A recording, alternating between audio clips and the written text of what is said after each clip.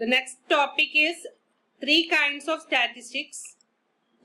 അതിൽ മെയിൻ ആയിട്ട് പറയാനുള്ളത് Maxwell Boltzmann, Fermi Dirac, Bose-Einstein.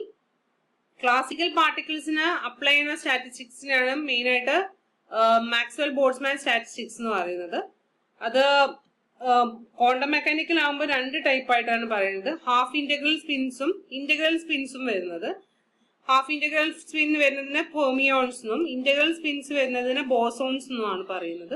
So 2 types, Fermi Dirac statistics and Bose Einstein statistics. ഈ detailed ആയിട്ട് നോക്കാം. മാക്സ്വെൽ ബോൾട്സ്മാനില് ഐഡന്റിക്കൽ ആയിട്ടുള്ള ഡിസ്റ്റിങ്വിഷബിൾ പാർട്ടിക്കിൾസ് ആണ്. അതായത് ഓരോന്നും തമ്മിൽ യാതൊരു സാമ്യവും ഇല്ല. ഇനി സ്പിൻ ആവാം. മോളിക്യൂൾ ഓഫ് ദ ഗ്യാസ് ഒരു എക്സാമ്പിൾ ആണ്. ഡിസ്ട്രിബ്യൂഷൻ ഫംഗ്ഷൻ Ae⁻ei/kT ആണ്.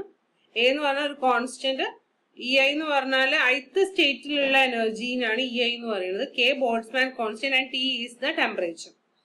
ഇനി ഫെർമി ഡിറാക് സ്റ്റാറ്റിസ്റ്റിക്സ് ആവുമ്പോൾ ഇൻഡിസ്റ്റിങ്വിഷബിൾ പാർട്ടിക്കിൾസ്, അത് കണ്ടാൽ മനസ്സിലാവില്ല. അതിന് സ്പിന്ന് മാത്രമേ ചിലപ്പോൾ വ്യത്യാസം ഉണ്ടാവുള്ളൂ.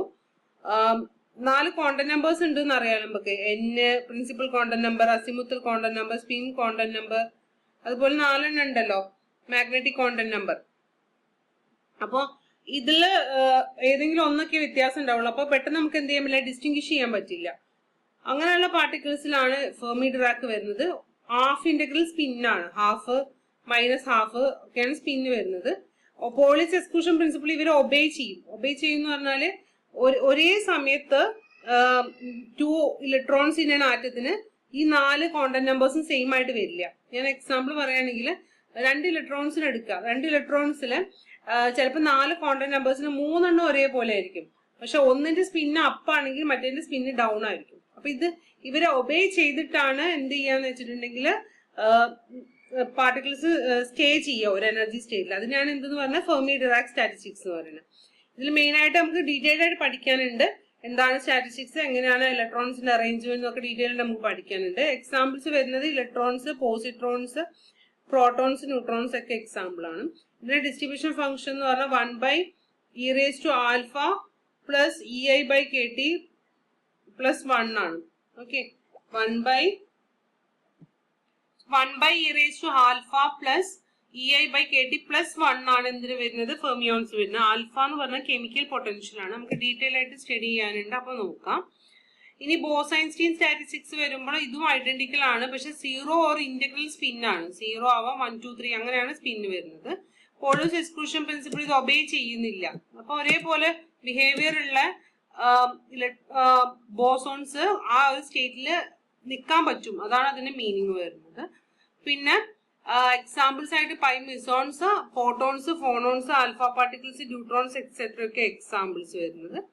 ഇത് ഡീറ്റെയിൽ ആയിട്ട് നമുക്ക് പഠിക്കാനുണ്ട്. ഇപ്പൊ ഇത്രയും കാര്യം ഓർത്ത് വെക്കാം. പിന്നെ ഡിസ്ട്രിബ്യൂഷൻ ഫംഗ്ഷൻ വരുമ്പം e⁻α + e/kT - 1 ആണ് ഫോർമുല വരുന്നത്. ഓക്കെ, സോ നമുക്ക് ഇനി എന്ത് ചെയ്യാന്ന് വെച്ചാൽ ഇതിൽ എങ്ങനെ നമ്മള് സ്റ്റാറ്റിസ്റ്റിക്സ് വെച്ചിട്ട് ഇതിന്റെ എനർജി കണ്ടുപിടിക്കുക, വെലോസിറ്റി കണ്ടുപിടിക്കുക, അതിന്റെ ഓരോ സ്റ്റേറ്റിന്റെ ബിഹേവിയർ ഒക്കെ കണ്ടുപിടിക്കാൻ നോക്കാം. മൈക്രോ സ്റ്റേറ്റ്സ് പഠിച്ചിട്ട് മാക്രോ സ്റ്റേറ്റ് എങ്ങനെയാ കണ്ടുപിടിക്കാൻ നോക്കാം. സോ ഇതിനൊക്കെ ബേസിക് ആയിട്ട് ഒരേ ഒരു കുറച്ച് അസംഷൻസ് എടുത്തിട്ട് നമ്മൾ അതിൽ അപ്ലൈ ചെയ്യാം. അപ്പൊ ഒന്ന് പഠിച്ചു കഴിഞ്ഞാല്, അതായത് മാക്സ്വെൽ ബോൾട്സ്മാനും പഠിച്ചു കഴിഞ്ഞാൽ ഈ ഫെർമിയും ബോസ്-ഐൻസ്റ്റീനും ഈസിയാണ്. ഇന്റഗ്രൽ ഇക്വേഷൻ സബ്സ്റ്റിറ്റ്യൂട്ട് ചെയ്യുക, ആൻസർ കണ്ടുപിടിക്കുക, അത്രയേ ഉള്ളൂ ചെയ്യാൻ. ബേസിക് അപ്രോച്ച് എന്ന് പറയുന്നത് നമ്മൾ ആദ്യം എന്ത് ചെയ്യുന്ന വെച്ചിട്ടുണ്ടെങ്കിൽ, ഒരു സിസ്റ്റത്തിൽ ഒരുപാട് നമ്പർ ഓഫ് എന്തുണ്ടെന്ന് പറഞ്ഞിട്ടുണ്ടായിരുന്നു ഞാൻ, കമ്പാർട്ട്മെന്റ്സ് ഉണ്ട്, അതിൻ്റെ അകത്ത് ഒരുപാട് നമ്പർ ഓഫ് സെൽസ് ഉണ്ട് എന്നൊക്കെ പറഞ്ഞിട്ടുണ്ടായിരുന്നു.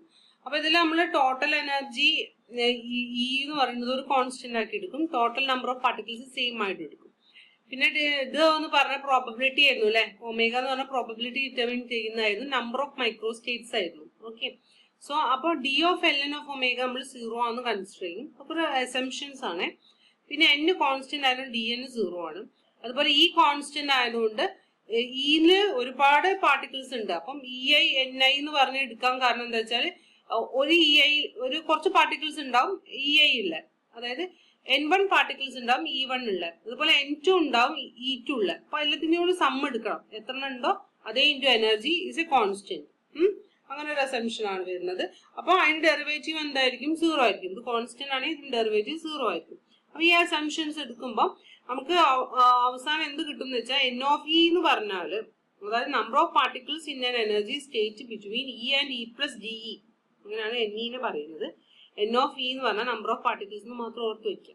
ഇത് ജി ഓഫ് ഇ എന്ന് പറഞ്ഞാൽ സ്റ്റേറ്റ്സ് ആണ്, നമ്പർ ഓഫ് സ്റ്റേറ്റ്, എത്ര സ്റ്റേറ്റുകൾ ഉണ്ട്, അത് ഇൻറ്റു ഡിസ്ട്രിബ്യൂഷൻ ഫംഗ്ഷൻ ആണ്. അപ്പൊ ഇത് നന്നായിട്ട് ഓർത്ത് വെക്കുക. ഇത് വെരി ഇമ്പോർട്ടന്റ് ഫോർമുലയാണ്. N of E is equal to G of E into F of E. ഈ ഫോർമുല വെച്ചിട്ടാണ് നമ്മൾ എന്ത് കണ്ടുപിടിക്കുന്നത് വെച്ചിട്ടുണ്ടെങ്കിൽ ഡിസ്ട്രിബ്യൂഷൻ ഫംഗ്ഷൻ എങ്ങനെയാണ്, കോൺസ്റ്റന്റ്, പാരാമീറ്റേഴ്സ്, അതുപോലെ energy of the state, velocity ഒക്കെ കണ്ടുപിടിക്കാൻ പോകുന്നത്.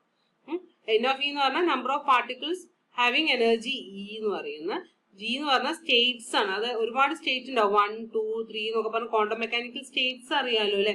ഹൈഡ്രജൻ ആറ്റം എടുത്തുകൊണ്ട് E1, E2, E3 ഒക്കെ ഉണ്ടല്ലോ സ്റ്റേറ്റ്സ്. അതുപോലെ നമ്പർ ഓഫ് സ്റ്റേറ്റ്സ് ആണ് എന്ത് പറയുന്നത്, ജി ഓഫ് ഇ എന്ന് പറയുന്നത്. ഡിസ്ട്രിബ്യൂഷൻ ഫംഗ്ഷൻ ഇപ്പൊ കണ്ടില്ലേ, മാക്സ്വെല്ലിന് ഒരു ടൈപ്പാണ്, ബോസ്-ഐൻസ്റ്റീൻ ആകുമ്പോൾ ഒരു ടൈപ്പാണ്, ഫെർമി ആകുമ്പോൾ ഒരു ടൈപ്പാണ് distribution function F of E എന്ന് പറയുന്നത്. അപ്പൊ എൻ ഓഫ് ഇ എന്ന് പറഞ്ഞാൽ നമ്പർ ഓഫ് പാർട്ടിക്കിൾസിനെ കിട്ടണമെങ്കിൽ എന്ത് ചെയ്താൽ മതി, G of E into F of E ചെയ്താൽ മതി. ഈ ഒരു കൺസെപ്റ്റ് ഉണ്ടല്ലോ, ഇത് വെരി ഇമ്പോർട്ടന്റ് ആണ്. അതായത് നമ്പർ ഓഫ് പാർട്ടിക്കിൾസിന്റെ എണ്ണത്തിനാണ് എന്ത് ഡിപ്പെൻഡ് ചെയ്യുന്നതെന്ന് പറഞ്ഞത്, മാക്രോസ്റ്റേറ്റ് ഡിപ്പെൻഡ് ചെയ്യുന്നത് നമ്മൾ പറഞ്ഞു. അത് മൈക്രോസ്റ്റേറ്റ്സിന്റെ എണ്ണമാണ്. അത് മാക്രോസ്റ്റേറ്റ് എന്ന് പറഞ്ഞാൽ അതിന്റെ സ്വഭാവം നമുക്ക് എന്ത് ചെയ്യാൻ പറ്റും, പ്രെഡിക്റ്റ് ചെയ്യാൻ പറ്റും എന്നാണ് പറയുന്നത്. ഓക്കെ, സോ ഞാൻ ഒരൊറ്റൊരു ഡിസ്ട്രിബ്യൂഷൻ ഫംഗ്ഷൻ വെച്ചിട്ട് അത് പറഞ്ഞു തരാം എങ്ങനെയാ വരുന്നതെന്ന്. അതിൽ ആദ്യം നമ്മൾ distribution function Maxwell Boltzmann distribution ആണ്. അപ്പൊ എൻ ഓഫ് ഇന്റെ formula F of E into G of E അല്ലേ, വെറും സബ്സ്റ്റിറ്റ്യൂഷൻ ആണ്. ശ്രദ്ധിച്ചിരിക്കുക, വെറും സബ്സ്റ്റിറ്റ്യൂഷൻ ആണ്. എൻ ഓഫ് ഇ എന്ന് പറഞ്ഞാൽ G of E into F of E ആണ്. അപ്പൊ ഞാൻ മാക്സ്വെൽ ഡിസ്ട്രിബ്യൂഷൻ ഒക്കെ അസംഷൻസ് ആണ്, ഇക്വേഷൻസ് ആണ്, തിയററ്റിക്കൽ അപ്രോച്ചസ് ആണ് മെയിൻ ആയിട്ട് വരുന്നത്. എല്ലാ അസംഷൻ ആണ്, തിയററ്റിക്കൽ അപ്രോച്ചസ് ആണ് വരുന്നത്. അത് ഓർത്ത് വെക്കുക.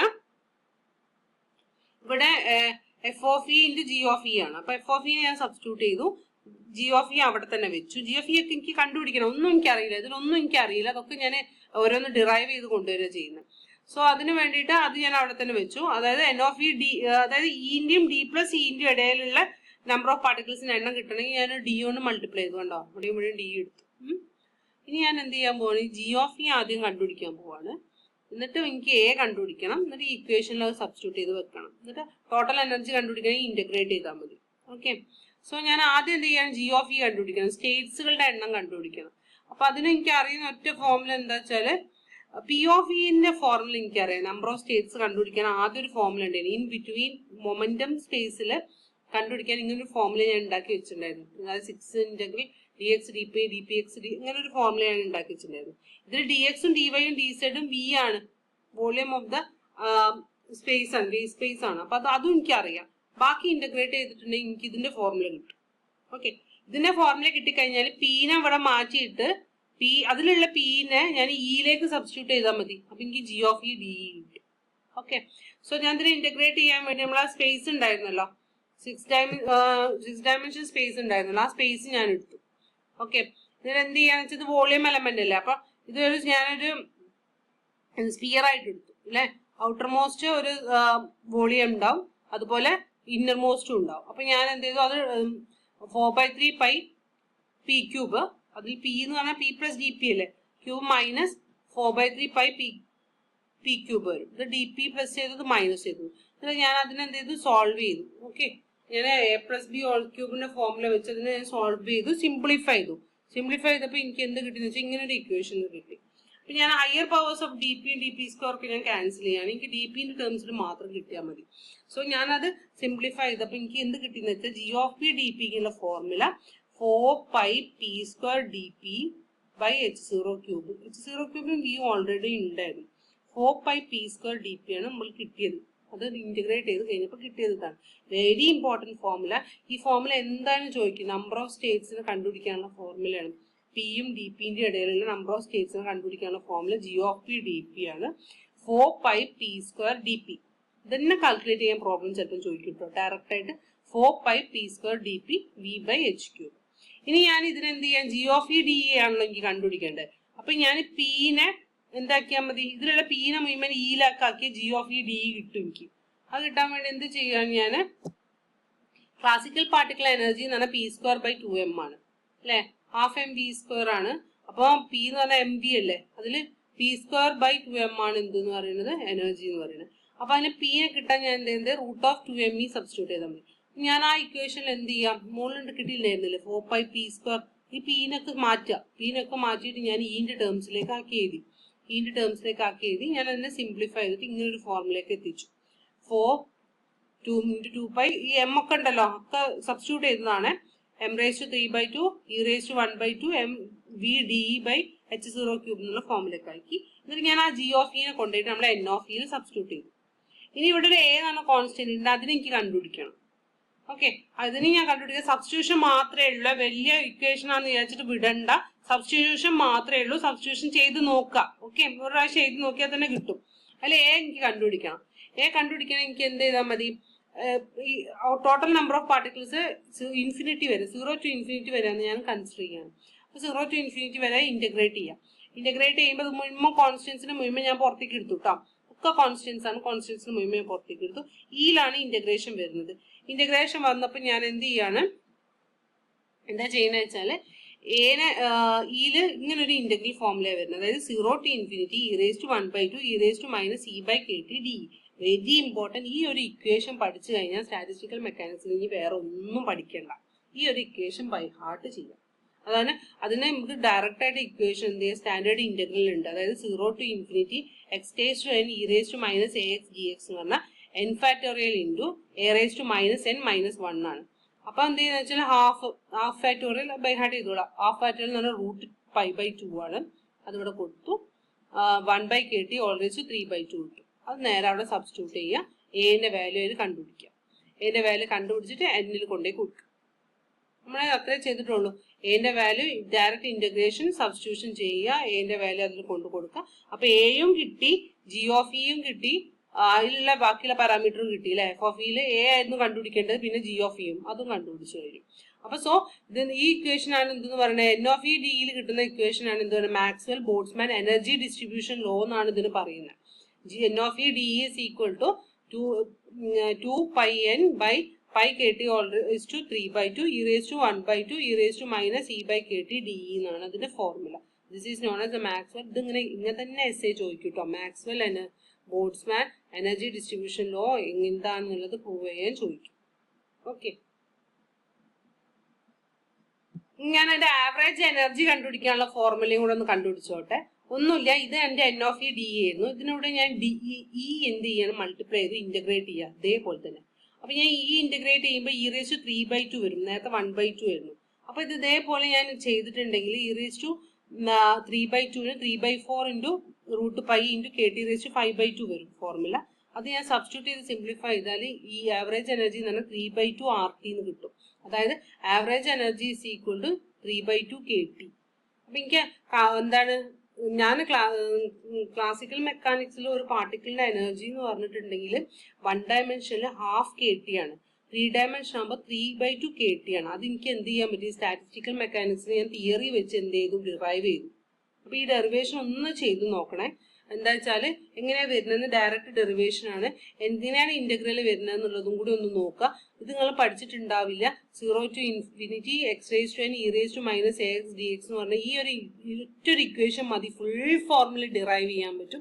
പിന്നെ ഫാക്ടോറിയൽ എന്ന് പറഞ്ഞിട്ടുണ്ടെങ്കിൽ ഫാക്ടോറിയൽ നിങ്ങൾ മാത്സിൽ പഠിക്കേണ്ടതാണ്. 3/2 ഫാക്ടോറിയൽ എന്ന് പറഞ്ഞാൽ അറിയില്ലെങ്കിൽ ഒന്ന് ചോദിക്കണം ഇത് എങ്ങനെയാ വരുന്നത് എന്നുള്ളത്. ഇതൊന്ന് സബ്സ്റ്റിറ്റ്യൂട്ട് ചെയ്തിട്ട് ഇതൊന്ന് സിംപ്ലിഫൈ ചെയ്ത് നോക്കുക, കിട്ടുന്നുണ്ടെങ്കിൽ പറയുക, എന്തെങ്കിലും സംശയം ഉണ്ടെങ്കിൽ ചോദിക്കുക.